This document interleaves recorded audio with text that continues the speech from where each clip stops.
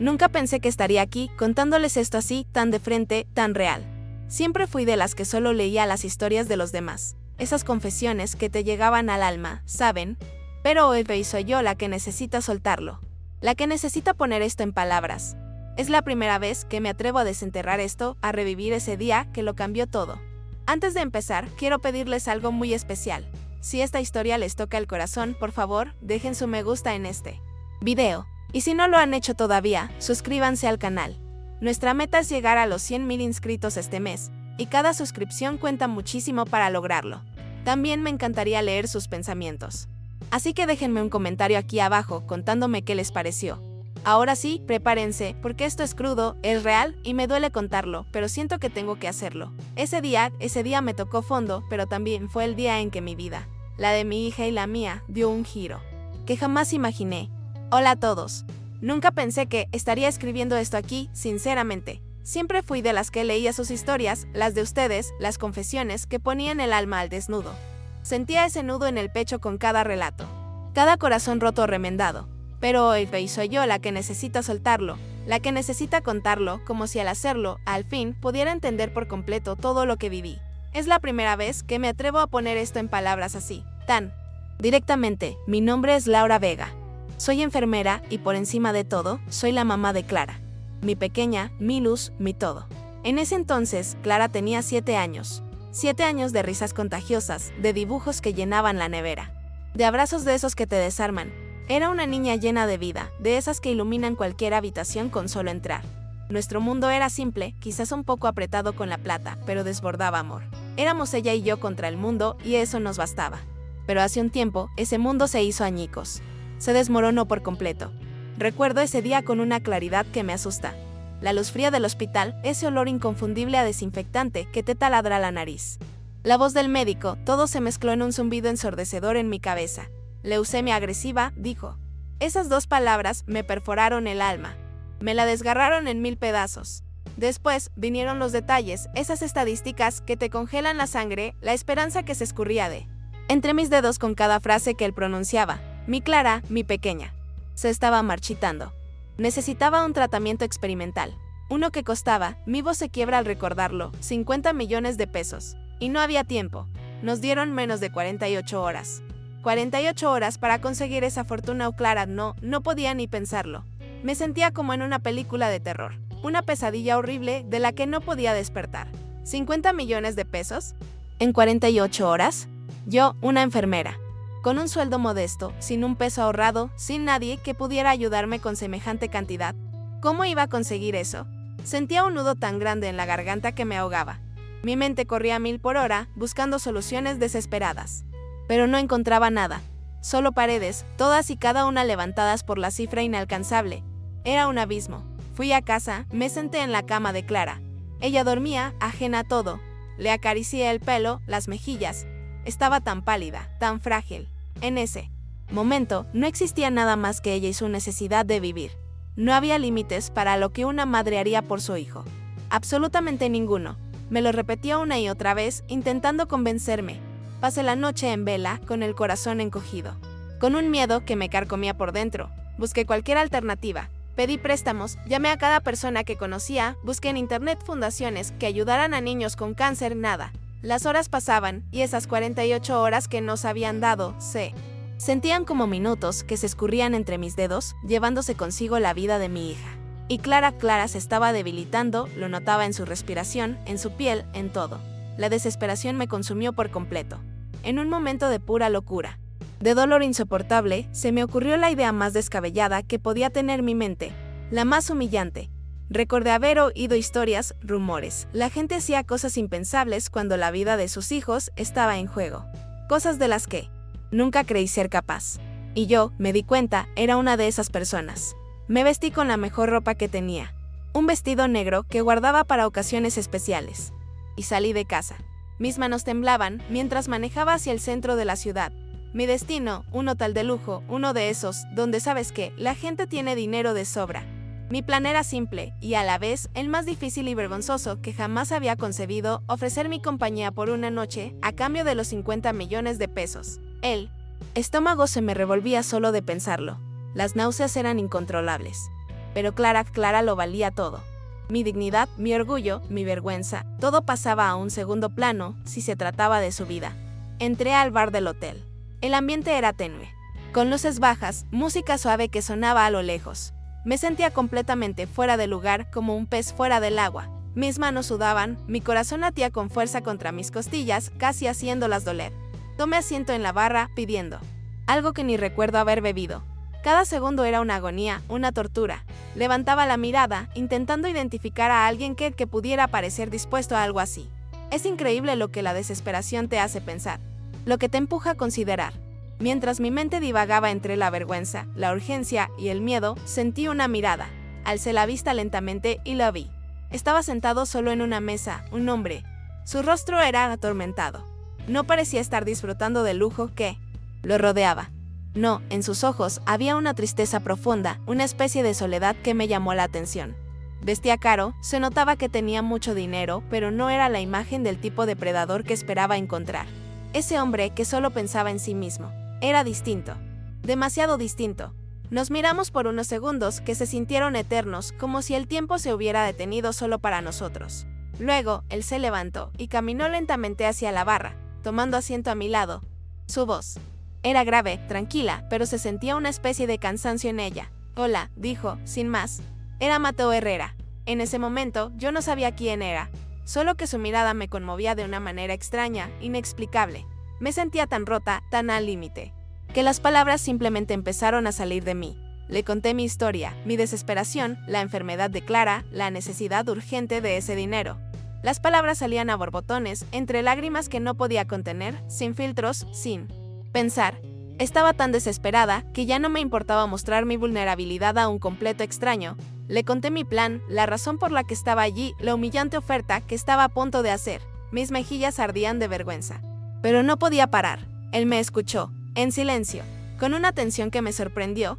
No había juicio en sus ojos, nada de condena, solo de una comprensión profunda, una empatía que no esperaba. Cuando terminé, me miró y me dijo algo que me descolocó por completo. Algo que jamás habría imaginado escuchar en ese lugar. No te voy a pedir que hagas eso, dijo, y su voz era firme pero amable, pero si te propongo un trato. Quédate conmigo esta noche. Hablemos. Solo hablemos. Ayúdame a sentirme humano otra vez.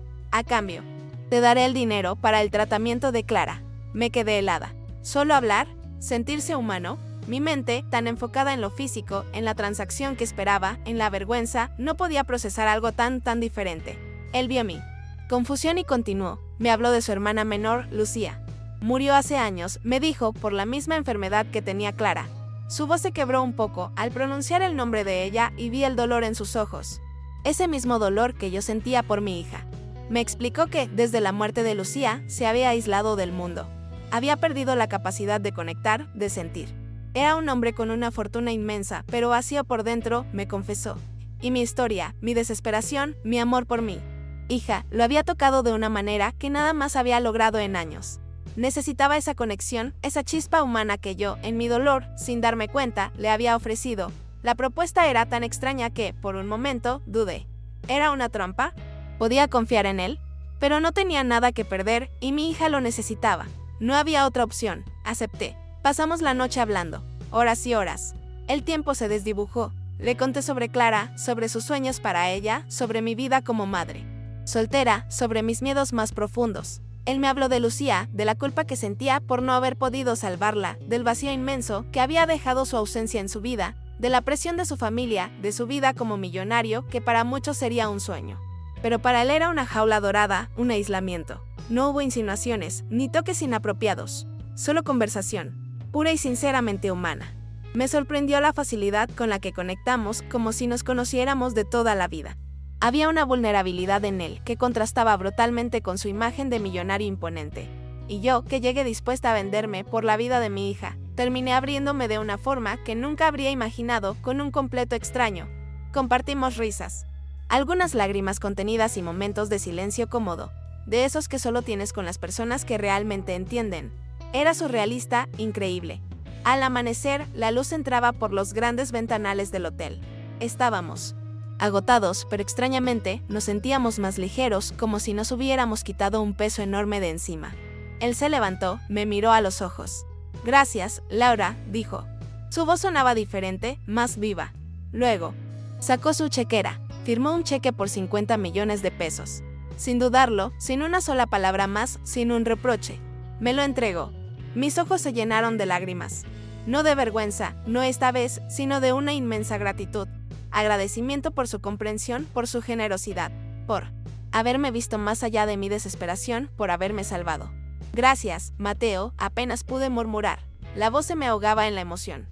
Nos despedimos con un simple apretón de manos, que se sintió cargado de una emoción indescriptible, como si al tocarnos se sellara una promesa. Él me acompañó hasta la salida del hotel, y me fui, con el cheque en mis manos, el corazón dividido entre la alegría más pura por la vida de Clara y una extraña tristeza por la despedida de ese hombre. Corrí al hospital, entregué el cheque. Clara recibió el tratamiento. Los días siguientes fueron una agonía de esperar, de verla luchar contra la enfermedad, de no saber si funcionaría. Pero mi pequeña es una guerrera. El tratamiento, milagrosamente, funcionó. Poco a poco. Clara empezó a recuperarse. Volvió el color a sus mejillas, la chispa a sus ojos, las ganas de jugar, de correr. Fue un milagro. Mi milagro personal. Mientras Clara se recuperaba, Mateo y yo empezamos a vernos. Al principio, era solo. Para preguntar por la salud de Clara, para ver cómo evolucionaba. Luego, las visitas se hicieron más frecuentes. Hablábamos por teléfono. Nos mandábamos mensajes de texto que se alargaban horas. La conexión que habíamos forjado esa noche extraña en el hotel no se había desvanecido. Al contrario, crecía con cada encuentro, con cada palabra. Nos dimos cuenta de que estábamos enamorados, de una forma que ninguno de los dos había experimentado antes. Era un amor basado en la vulnerabilidad, en la comprensión mutua, en la gratitud y en la extraña circunstancia que nos había unido de por vida. Clara, que es increíblemente perceptiva, lo adoraba. Mateo se transformó por completo a su lado. La risa de Clara, su inocencia, su alegría de vivir, lo ayudaron a sanar las heridas profundas que la muerte de Lucía le había dejado. Verlo jugar con ella, ver su sonrisa sincera y despreocupada, me hacía amarlo aún más, de una forma que nunca creí posible. Éramos una familia inusual. Quizás atípica, pero real. Tan real como el aire que respirábamos. Pero nuestro cuento de hadas no duró mucho sin obstáculos. La madre de Mateo, Victoria Herrera, era una mujer de la alta sociedad extremadamente orgullosa y conservadora. Para ella. Yo era una enfermera de clase media, una oportunista que se había aprovechado de su hijo. Una intrusa en su círculo. Y la forma en que nos conocimos era inaceptable, impensable. Se enteró, no sé cómo, de que yo había ido a un hotel buscando dinero, y para ella eso era imperdonable, una mancha. No le importaba la desesperación de una madre. Victoria nos hizo la vida imposible. Trataba a Mateo como si estuviera loco. Como si hubiera perdido la cabeza por una mujer inferior. A mí me trataba con una frialdad y un desprecio que dolían hasta el alma. La desaprobación era constante, fría, hiriente. Pero eso era solo el comienzo de la tormenta. La historia, inevitablemente, se filtró. No sé cómo, ni quién lo hizo, pero la prensa se enteró de todo. Millonario rescata a enfermera en hotel de lujo. El turbio pasado de Laura Vega, amor prohibido entre clases sociales. Los titulares eran crueles, distorsionados, llenos de insinuaciones maliciosas.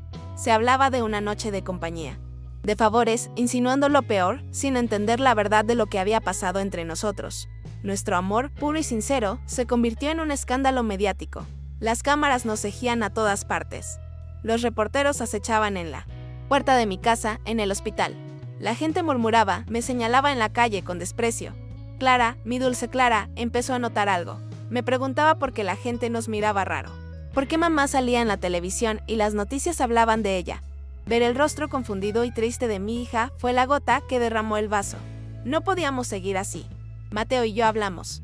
Con el corazón roto en 1000 pedazos, sabíamos lo que teníamos que hacer. No podíamos permitir que el juicio de la sociedad, la crueldad de la prensa y la desaprobación de la familia de Mateo afectaran a Clara. Ella había pasado por tanto, merecía paz y estabilidad. Merecía ser feliz, con el alma en pedazos. Tomamos la dolorosa decisión de separarnos. Era para protegerla a ella. Le dolía a Mateo, me dolía a mí, pero lo más importante era la felicidad y la tranquilidad de Clara. Los meses que siguieron fueron un infierno. Vivía en la sombra, intentando pasar desapercibida, intentando evitar los flashes y las miradas. Mateo y yo nos hablábamos en secreto, a escondidas, solo para saber que el otro estaba bien, que seguía vivo. Pero la distancia, la presión, el miedo constante a ser descubiertos, eran agobiantes. Sentía que me asfixiaba. Entonces, un día, Mateo hizo algo que me dejó sin aliento, un acto que demostró la magnitud de su amor, no solo por mí, sino por la vida misma, por los demás. Convocó una rueda de prensa. Mi corazón se detuvo al verlo en la televisión. Allí, frente a cientos de cámaras y periodistas que antes nos habían destrozado, Mateo Herrera, el millonario, el atormentado, el hombre que me amaba, hizo la declaración más hermosa y valiente que jamás hubiera imaginado. Renunció a la mayor parte de su fortuna. Sí, lo escucharon bien, a la mayor parte de sus millones. Dijo que el dinero, por sí solo, no le había traído la felicidad, que la única verdadera riqueza era el amor, la conexión humana y la posibilidad de ayudar a otros. Anunció que iba a crear una fundación de ayuda contra el cáncer infantil en honor a su hermana Lucía, una fundación para que ninguna familia tuviera que pasar por lo que pasamos nosotros, para que ningún niño se quedara sin tratamiento por falta de recursos. Sus palabras eran un bálsamo para mi alma herida. Y luego, me miró a través de la pantalla. No sé si lo hizo intencionalmente, si sabía que yo lo estaba viendo, pero sentí que sus ojos me buscaban, que su mirada era solo para mí. Y con la voz firme, llena de una convicción inquebrantable, declaró abiertamente su amor por mí. Habló de nuestra historia, de la verdadera razón por la que nos conocimos, de cómo yo le había enseñado a sentirse humano otra vez, a vivir de nuevo. Dijo que no le importaba el juicio de la sociedad, que yo era el amor de su vida y que lucharía por nosotros, por nuestra familia, contra viento y marea. Mi corazón estalló de emoción. Fue un tsunami de sentimientos. Lágrimas de alegría, de alivio, de un amor tan inmenso que apenas podía contenerlo. Corrí a abrazar a Clara, que miraba la televisión con los ojos muy abiertos, sin entender del todo, pero sintiendo la alegría que me invadía.